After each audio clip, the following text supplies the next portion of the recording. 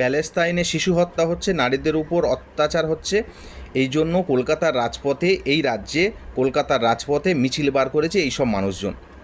কোথায় ছিলেন সেদিনে বাংলাদেশে যখন সংখ্যালঘু হিন্দুদের উপর অত্যাচার হচ্ছিল, মহিলাদেরকে টেনে নিয়ে গিয়ে ধর্ষণ করা হচ্ছিল, নির্মমভাবে হত্যা করা হচ্ছিল?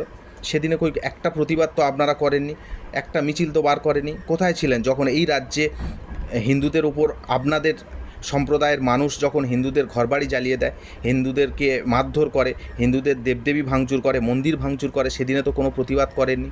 কোথায় ছিলেন পেহেলগাঁয়ে যখন সন্ত্রাসবাদীরা, পাকিস্তানের সন্ত্রাসবাদীরা ধর্ম দেখে দেখে হত্যা করছিল?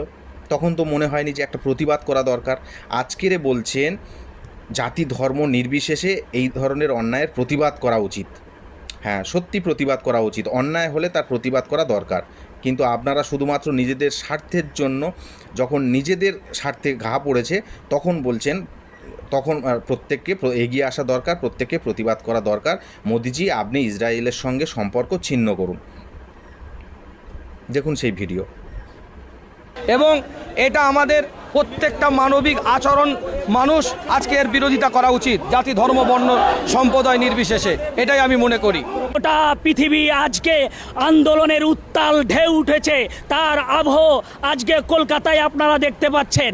এখানে প্রায় 22টার মতো সংগঠন একত্রিত হয়ে ইসরায়েলের এই দাদাগিরি যাতে বন্ধ হয় তার জন্য আমাদের ভারতবর্ষ সরকারের কাছে, নরেন্দ্র মোদীর কাছে আমাদের দাবি, ওখানে শুধু ভোট দিলে হবে না, এখান থেকে ভারতবর্ষ থেকে ইসরায়েলের সঙ্গে সমস্ত সম্পর্ক ছিন্ন করতে হবে।